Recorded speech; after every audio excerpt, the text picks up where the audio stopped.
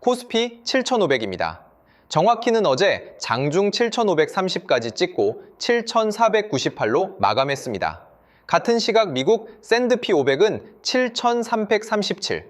숫자만 보면 두 지수가 비슷한 동네에 있는 것 같지만 1년 전을 보시면 이야기가 완전히 달라집니다. 작년 이맘때 코스피는 2,500이었습니다.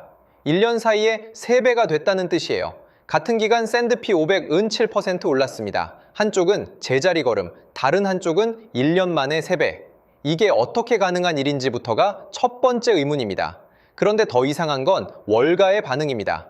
골드만삭스는 2026년 말 샌드피 500 목표를 7,600으로 잡았고 JP모건은 한 달 전에 7,200에서 7,600으로 끌어올렸습니다.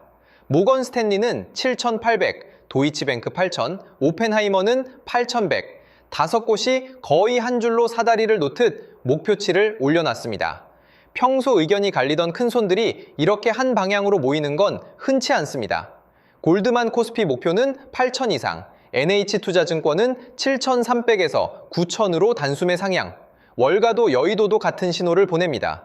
도대체 무엇을 보고 이런 숫자를 적었을까요? 그리고 이 합의는 진짜 합의일까요? 아니면 모두가 한쪽을 보다 놓치는 게 있는 걸까요? 오늘은 그 질문을 풀어보겠습니다.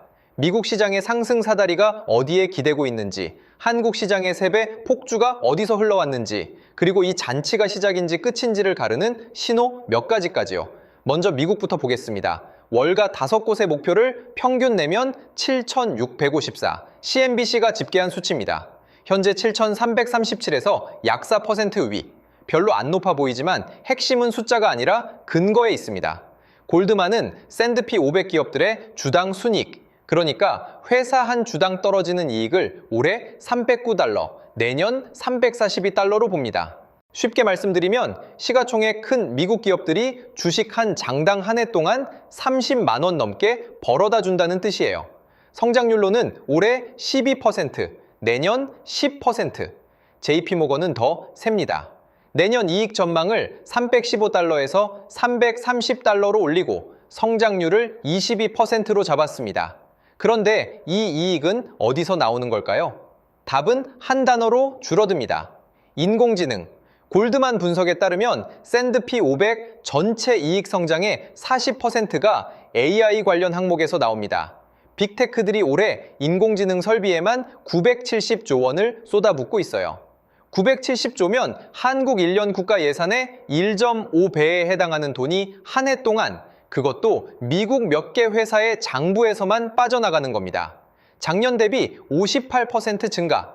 JP모건의 라코스 부자스 전략가는 이렇게 표현했습니다. AI 모멘텀이 이제 기술 업종을 넘어서 은행, 헬스케어, 물류로 확산되고 있다. 데이터 센터 한 동을 짓는데 발전소가 따라가고, 발전소를 돌리려고 변압기와 케이블이 따라가고, 거기 들어갈 칩을 만들려고 메모리가 따라가는 식의 연쇄. 그게 이익으로 귀결됩니다. 한 가지 불편한 사실도 있습니다. 샌드피 500 시가총액 상위 10개 종목이 지수 전체의 39%를 차지합니다. 10회사가 500개 회사를 끌고 갑니다.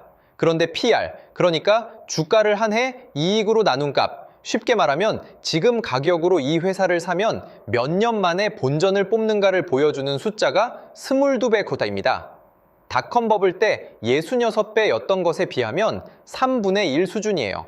그래서 골드만의 벤 스나이더 수석 전략가는 미국 주식의 가장 큰 위험은 기대 미달 성장과 연준의 매파적 전환인데 둘 다 당분간 가능성이 낮다고 단언했습니다.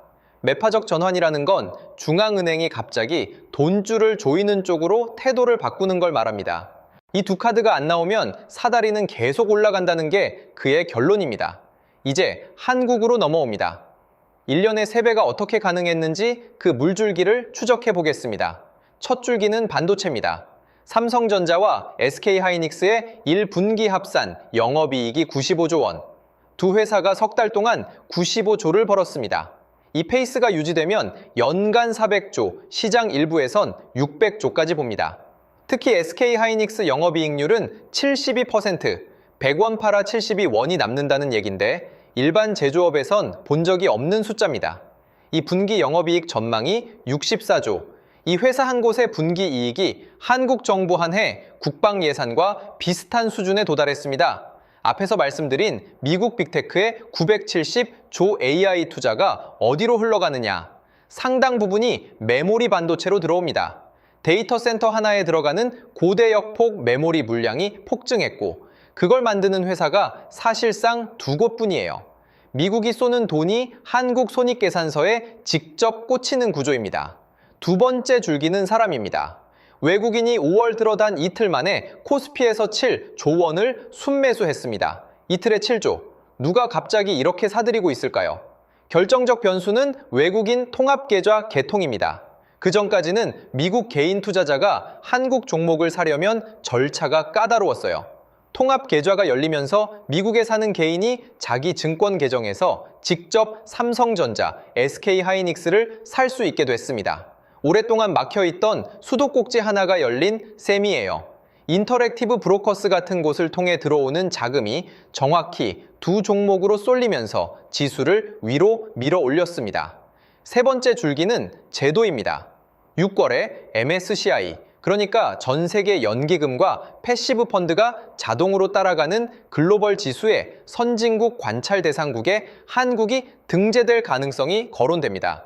등재가 결정되면 한국 비중을 의무적으로 담아야 하는 자금들이 자동 유입됩니다. 6월에서 7월 사이엔 SK하이닉스의 미국 ADR 상장이 예정되어 있습니다.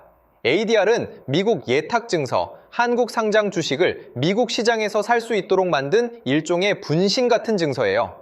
같은 메모리 회사인 마이크론 주가의 절반 이하로 거래되는 SK하이닉스가 미국 시장에 직접 상장되면 그 가격 차이가 좁혀질 거라는 기대가 깔려 있습니다.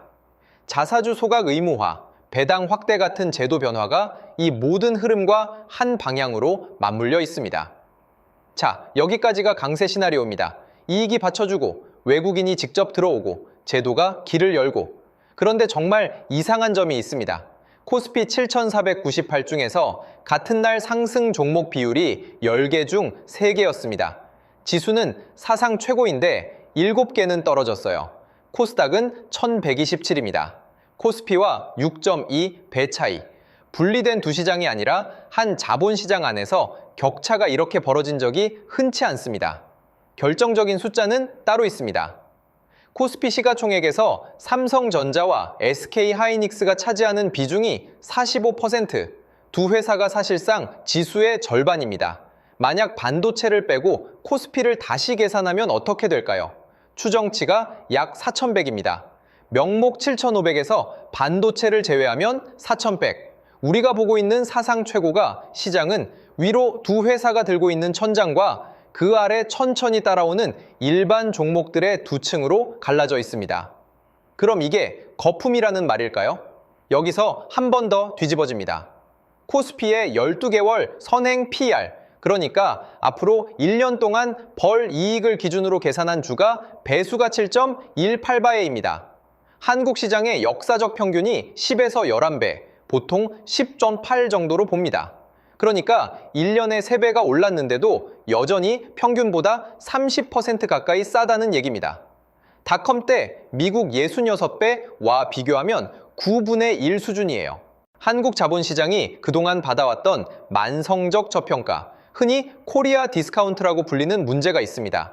같은 이익을 내도 한국화 회사라는 이유로 외국 회사보다 싸게 거래되던 관행이에요. 이 7.18이라는 숫자가 평균인 10.8까지 단순 산수로 회귀만 해도 코스피는 1만 포인트를 넘깁니다. 3배가 오른 게 거품이 아니라 정상화의 시작이라는 해석이 여기서 나옵니다. 그러나 이 모든 그림 위에 3가지 변수가 동시에 걸려 있습니다. 첫 번째, 5월 7일 호르무즈 해협에서 미국 구축함 세 척이 이란 측 미사일과 드론에 노출되는 충돌이 있었습니다. 호르무즈는 세계 원유의 상당 비중이 매일 통과하는 좁은 길목이에요. 전 세계 기름이 빠져나가는 욕실 배수구 같은 자리라고 보시면 됩니다. 트럼프 대통령은 충돌 직후 휴전은 유지된다고 말했고 5월 14일 미중 정상회담에서 종전 논의 가능성도 거론됩니다. 다만 골드만은 별도 시나리오를 깔아뒀습니다. 이 길목이 막혀서 유가가 $100를 넘을 경우 샌드피 500의 하방을 5,400으로 봅니다. 7,337에서 5,400이면 25% 이상의 낙폭, 사다리 위에서 한 칸이 무너지는 그림입니다. 두 번째 변수는 5월 15일에 새로 취임할 연준 의장입니다.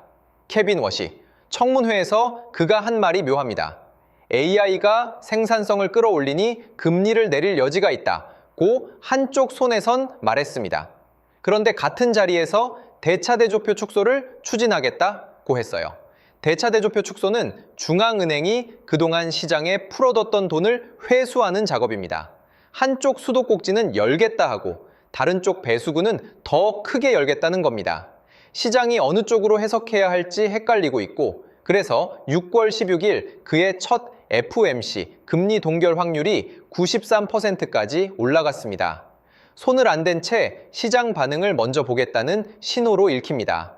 결국 이번 강세장의 사다리를 흔들 첫 번째 인물이 누구인지가 6월 중순에 드러나게 되는 셈이에요. 세 번째는 한국 안에서 켜진 신호입니다. 삼성전자 과반 노조가 총파업을 예고했습니다. 조합원 약 9만 명, 파업 찬성 투표에 참여한 인원이 약 6만 6천 명. 다만 동시에 노조에서 하루 약 1천 명씩 이탈자가 나오고 있고 파업이 부적절하다는 여론이 69%입니다. 반도체 라인은 한 번 멈추면 진행 중이던 웨이퍼를 폐기해야 하고 다시 가동까지 수주가 걸립니다. 앞서 본 영업이익 95조의 절반을 만들어내는 라인이 멈춘다는 건 사다리 위에 올라탄 한국 시장의 가장 직접적인 균열일 수 있습니다. 다만 노조 분열과 여론을 보면 조기 타결 가능성도 같이 열려 있습니다. 다시 정리하겠습니다. 미국은 인공지능이 이익을 끌고 가고 있고 그 위에 월가가 한 줄로 사다리를 놓았습니다. 한국은 그 인공지능 투자의 종착지인 메모리 반도체로 돈이 흘러 들어오면서 동시에 외국인이 직접 살 수 있는 통로가 열렸고 제도가 한 방향으로 정렬되면서 1년에 3배가 올랐습니다. 12개월 선행 PER 728이라는 숫자는 이 상승이 거품이 아니라 오랫동안 눌려있던 가격이 제자리를 찾는 과정이라는 해석을 뒷받침합니다. 월가가 한 방향으로 모인 이유가 여기서 풀립니다. 그들이 본 건 분기 실적이 아니라 구조의 변경입니다.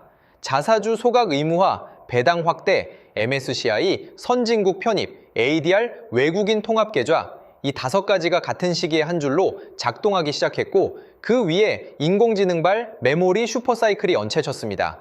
라코스 부자스가 말한 걱정의 벽이 수년간 지속된다는 표현은 이 흐름이 한두 분기짜리가 아니라는 뜻입니다. 그래서 이 시점은 단순한 강세장의 한 구간이 아니라 코리아 디스카운트라는 이름으로 30년 가까이 눌려있던 가격이 본래 자리로 올라가는 길목으로 보입니다.